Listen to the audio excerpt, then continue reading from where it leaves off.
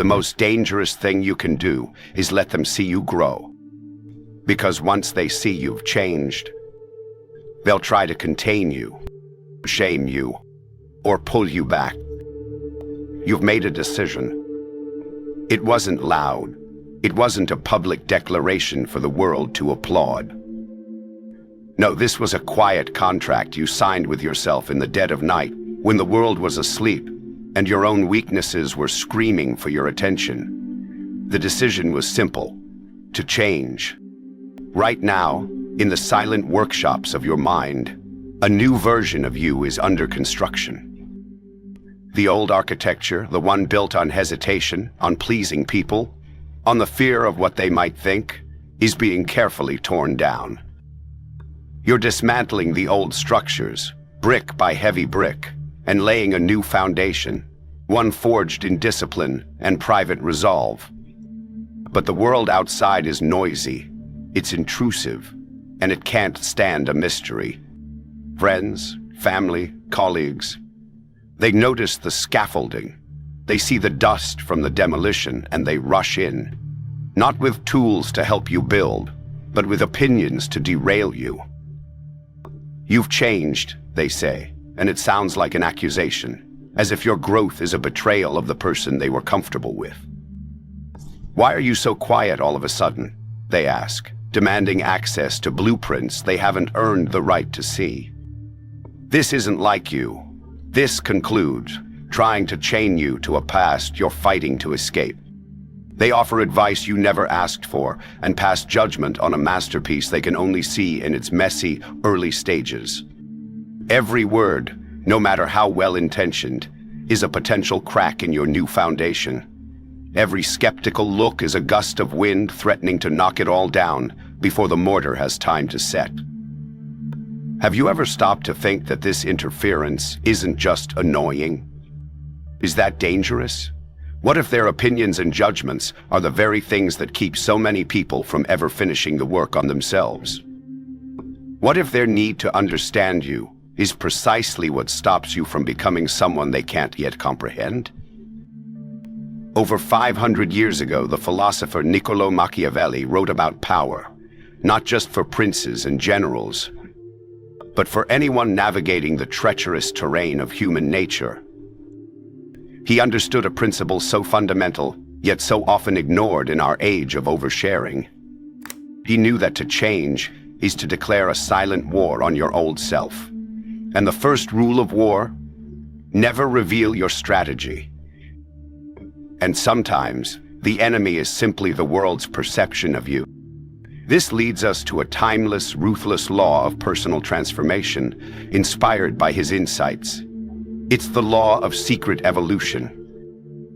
And it begins when you internalize one truth: never, ever reveal that you've changed, until your transformation is so complete, so profound, and so undeniable that they have no choice but to witness it. This isn't about deception. It's about strategy. It's about protecting your growth until it's strong enough to withstand the storm of public opinion. It's about understanding that the person you're becoming needs a period of silence, a cocoon of privacy, where the only voice that matters is your own. The law of secret evolution. Machiavelli's world was a maze of shifting alliances and hidden agendas. In that environment, success depended not on brute force, but on subtlety and the masterful control of information.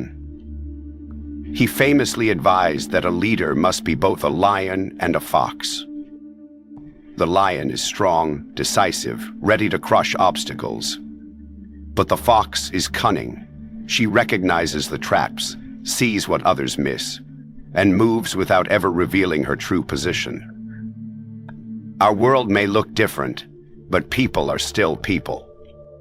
When you decide to evolve, to quit a bad habit, start a business, become more disciplined, you are fundamentally altering the power balance in your own life, and by extension, your social circles. This change, as Machiavelli warned, is a dangerous business. He wrote, "There is nothing more difficult to plan, more doubtful of success, nor more dangerous to manage than the creation of a new system. Why? Because you will have passionate enemies in everyone who benefited from the old you, and only lukewarm defenders in those who might gain from the new you. Your friends who loved your complacency will resist your new ambition. Your family, comfortable with your predictability, will question your new habits. This resistance isn't always malicious. Often, it's just a subconscious scramble to keep things as they are. By changing, you're rewriting the unspoken rules of your relationships, and that makes people deeply uncomfortable. This is where the law of secret evolution becomes your shield. The law is simple. Transformation must happen in stealth. You don't announce your metamorphosis. You just undergo it. You don't talk about the person you're becoming. You become them. The reveal isn't a declaration of intent. It's a demonstration of results. Why is this secrecy so vital? For one, psychology backs it up. Studies on goal setting have shown that announcing your intentions can be disastrous. When you tell someone your goal, your brain gets a premature sense of completion. The praise and acknowledgement you receive can trick your mind into feeling like the work is already done, sapping the motivation you need for the actual, hard, unglamorous effort. You get the reward without ever running the race. Announcing your journey also exposes you to subtle sabotage. It invites opinions that plant seeds of doubt. Are you sure that's a good idea? That sounds really hard. These "if you fail," these questions, often disguised as concern, are really just anchors to your old self. They force you to waste precious energy defending your new path. Instead of walking it, you become a debater, not a builder. The law of secret evolution rejects this. It's a strategic choice to make your growth invisible. You'll work, you'll struggle, you'll fail, and you'll learn. But you'll do it all behind a veil of normalcy. You let the world keep interacting with the person they think they know. Their underestimation isn't an insult, it's a strategic asset. While they aren't looking, you're building. While they're assuming, you're transforming. This isn't about leading a double life. It's about nurturing your growth in a protected space until it's robust and self-sufficient. A sapling is shielded from the wind, but a mighty oak stands firm in the storm. Give your evolution that same courtesy. Allow yourself the quiet dignity of becoming, free from the world's commentary. The unveiling shouldn't be a conversation. It should be an event, an arrival, a fact on the ground that needs no explanation. Master the art of the gray wall. The first pillar is mastering information control. You must practice becoming a gray wall. A gray wall isn't hostile or rude. It's simply uninteresting. It's polite, pleasant, and reveals nothing of substance. It gives opinions nothing to stick to and questions nothing to hold on to. In a world that demands constant disclosure, the gray wall is a revolution in privacy.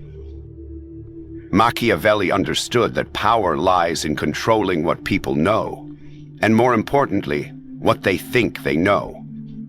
He noted that everyone sees how you appear. Few touch what you are. This is a critical distinction. Your goal isn't to lie. That takes too much energy and risks exposure.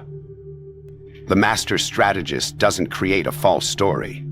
They simply offer no story at all. They become socially invisible while being physically present. Think about it. Let's say you've started a new fitness regimen. At a party, someone notices you're not drinking or eating cake. The old you would have launched into a whole speech. Oh, I'm on this new diet. It's 16 weeks, trying to lose 20 pounds, cutting out all sugar. This is an open invitation for judgment and sabotage. It makes your personal goal a public debate. The practitioner of the gray wall responds differently. I'm hungry right now. Thanks. I'm sticking to water tonight. I ate earlier. The statements are polite, final, and boring. They offer no threads for the other person to pull. The conversation dies because you've given it nowhere to go. You've built a smooth gray wall around your new discipline. This applies everywhere. Started a side business? When someone asks what you did over the weekend, you don't talk about the hours you spent building a website or drafting a business plan. You say, just relaxed, caught up on some things. Pretty quiet weekend. You're telling the truth, just not the whole truth. You're protecting your project in its fragile early stage from the corrosive effect of premature feedback. The power of the gray wall is twofold. First, it starves the conversational vampires, those people who feed on the drama and details of others' lives. When you offer them a bland surface, they lose interest and move on. You've repelled an energy drain without a fight. Second, it reinforces your own inner motivation. Every time you refuse to justify your actions to others, you strengthen the idea that you're doing this for you. Your motivation becomes purer, no longer dependent on external approval. You aren't performing self-improvement, you are living it. To master this, develop a set of simple, non-committal phrases. Interesting point. I'll think about that. I'm still figuring things out. We'll see how it goes. These phrases are conversational dead ends, disguised as polite responses.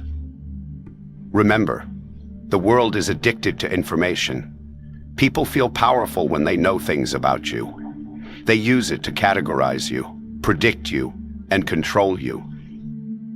The gray wall is your strategic withdrawal from this economy of personal data. You're taking yourself off the market. You're becoming unreadable, not out of paranoia, but out of deep respect for your own transformation. Weaponize their underestimation. The second pillar isn't just about defense, it's about offense. Once you've put up the gray wall, you'll notice something predictable.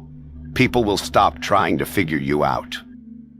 They'll either stick with their last known image of you, or worse, they'll label you as simple or unambitious. This isn't a failure, it's a massive success. This is when you start to weaponize their underestimation. Machiavelli knew a reputation could be a tool or a cage. While he advised a prince to project strength, he also saw the immense power in being misperceived. When your rivals believe they have you figured out, they get complacent. The guard drops. They no longer see you as a threat, which gives you the one thing a person in transformation needs most: freedom. The freedom to move, to learn, and to grow without being watched. Underestimation is the ultimate camouflage. It's a cloak of invisibility. While everyone else is posturing and broadcasting their every move, you're in stealth mode. You're quietly acquiring skills, building networks, and strengthening your discipline. Their dismissal of you is the silence you need. Their low expectations are the open field you need to run at your own pace. Think about the workplace. You've decided to go for a big promotion that others also want. The typical move is to signal your ambition, express a desire for more responsibility, and try to impress the bosses. But this just puts a target on your back. Your competitors will watch your every move, looking for flaws, and may even work to undermine you. You've just entered a political knife fight. But the strategist plays a different game. You keep doing your job well, but you don't signal any higher ambition. You might even seem content where you are. Your colleagues write you off. In the space they've given you, you're secretly mastering the skills for the next level, taking courses, finding mentors, and building quiet alliances. You watch the mistakes your rivals are making because they don't even see you as part of the game. When the time comes, you don't present your ambition. You present your readiness. You reveal your qualifications, many of which nobody knew you had. You allowed their misperception of you to become your secret weapon. Their surprise is your strategic advantage. This is profoundly liberating. The pressure to constantly perform and prove yourself just evaporates. You're no longer dancing for an audience. You're training for a battle only you know is coming. Their doubt becomes your fuel. Their skepticism becomes the quiet space where you can fail and recalibrate without public humiliation. To do this, you have to embrace being overlooked. At first, your ego will hate it. Our culture celebrates visibility. Being underestimated feels like being disrespected, but the strategist knows that ego is a liability. Real power doesn't need constant validation. Let them have the spotlight. You take the power. Let them win the small, daily battles of perception. You focus on winning the war of results. Resist the urge to correct them. When someone makes a dismissive comment, just smile. You're right. I'm more of a slow and steady person. You're not lying. You're just lulling their competitive instincts to sleep. You are an underdog by design. You're letting them write a convenient story about you, while you are quietly authoring your own epic, to be revealed in the final chapter. Before we move to the third pillar, the very heart of this strategy, if this deep dive into the psychology of power resonates with you, consider subscribing. This channel isn't about quick fixes. It's a resource for those who are serious about understanding the timeless principles that govern human dynamics.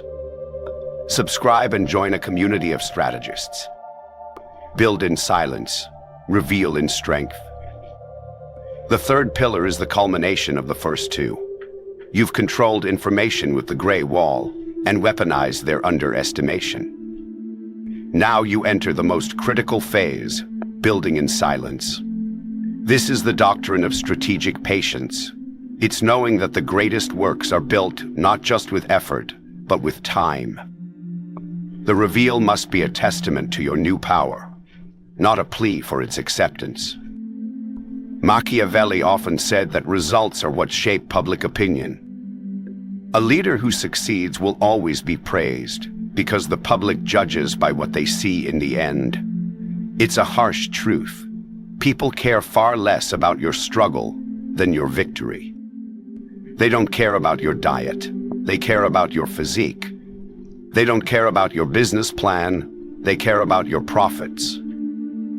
They don't care about your intentions. They care about your actions. So, your only focus must be on the work done in absolute secrecy. This period of building is sacred. It's you against you. It's time for relentless execution, away from the distracting noise of the world. This is when you wake up early, stay late, read the books, do the reps, make the calls, and write the code, over and over until it's no longer something you do, but something you are. The temptation here will be huge. You'll hit small victories, lose the first 10 pounds, close your first client. The modern world screams at you to share this. Progress. Hustle. Don't. It's a trap. Sharing a small win gives you a premature reward, diluting the drive you need to reach the final destination. It's like celebrating at the halfway point of a marathon. You haven't won yet. Strategic patience means you internalize your victories. You let them build on each other, creating a silent, compounding momentum. Each small, unannounced win is another brick in the fortress of your new self. This private accumulation of success builds an authentic self-esteem that is far superior to the cheap high of external validation. You know what you've done. You don't need anyone else to approve it. This period can last months, even years. It requires a deep trust in the process. You will feel invisible. You will feel like your efforts are going unnoticed. This is where most people break. They crave recognition, and when they don't get it, they either give up or they violate the silence, seeking the very validation that will poison their progress. The strategist stays the course. They understand the invisibility is the point. They find satisfaction in the work itself, knowing they are forging themselves into a weapon while the world sleeps. So, when is it time for the reveal? The answer is simple. You'll know it's time when you no longer need the world to acknowledge it. The reveal isn't for them. It's just a consequence of your new reality. It happens when your new skills are so sharp they're undeniable. When your new business is so successful, it can't be hidden. When your new mindset is so different that it radiates from you without a single word. The reveal is a demonstration. It's the day you walk into the boardroom and solve the problem no one else could. It's the day your side project's revenue surpasses your salary. It's the day you handle a crisis with a calm that shocks everyone who knew the old, anxious you. The power of this moment is impossible to overstate. Because you built in silence, the transformation seems to have happened overnight. This creates an aura of mystique and power. People can't trace your journey, so they can't diminish it. They weren't there to see you stumble, so they only see you stand tall. All they see is the finished product, the undeniable result. Betray your old self. The final pillar is the most challenging. It's the principle of internal ruthlessness. To evolve, you must be willing to betray your old self. This isn't about betraying others. It's about having the courage to sever ties with the parts of your own identity that are holding you back.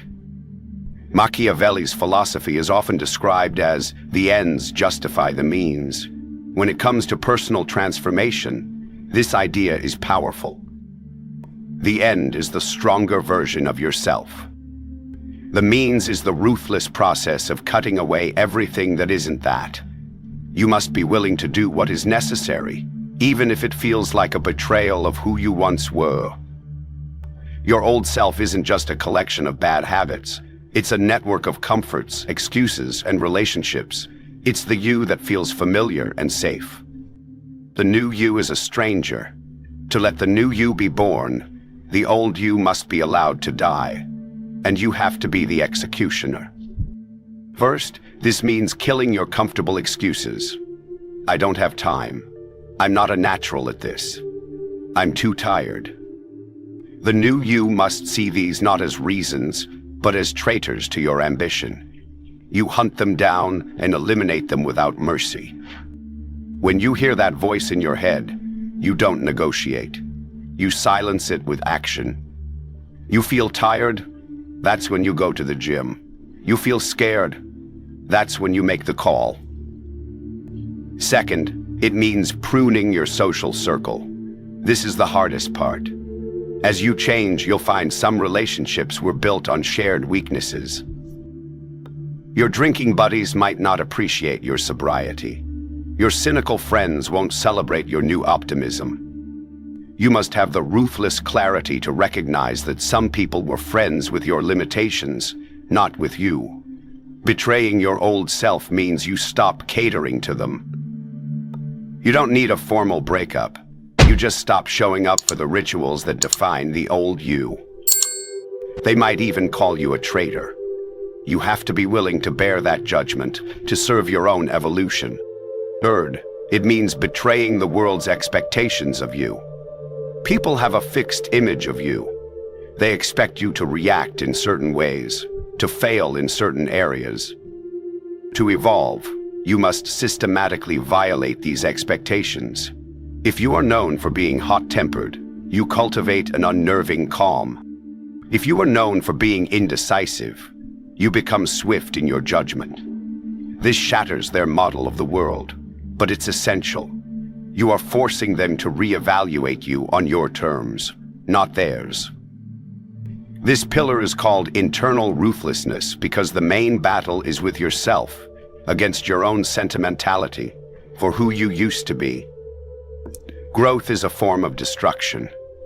You have to destroy the old to make way for the new. It is a declaration of allegiance to the person you are becoming, and a final, unapologetic farewell to the person you were. At the end, we've walked through the 4 pillars, mastering the gray wall, weaponizing underestimation, building in silence, and betraying your old self. Each is a brick in the silent fortress you build around your becoming. The path isn't easy. It's a path of solitude and discipline. It rejects the modern world's demand for constant validation. It asks you to find strength, not in applause, but in your own quiet, relentless progress. But there comes a day when the work is done. The scaffolding comes down. The dust settles. The fortress you've built is no longer a defense. It's a palace. The person who emerges is not an improved version of the old you. They are someone entirely new. This is the unveiling. And it's not a loud proclamation or a victory lap. It's a quiet assumption of power. It's the moment when your actions, your capabilities, and your very presence speak for you. Your success becomes the narrative. Your results become the explanation. Your new self becomes the undisputed reality. The people who once offered advice now fall silent. The colleagues who underestimated you now look at you with a new respect. You haven't forced them to change their perception. You have made their old perception obsolete. You have changed the facts on the ground. This is the ultimate power of the law of secret evolution, the power to remake yourself on your own terms, shielded from a world that is too quick to judge and too slow to understand. So let them gossip, let them assume, let them underestimate. You have more important work to do. Go to your silent workshop, pick up your tools, and build in silence. And when you're done, don't speak of what you've built. Simply live in it. True power is never announced. It is simply felt.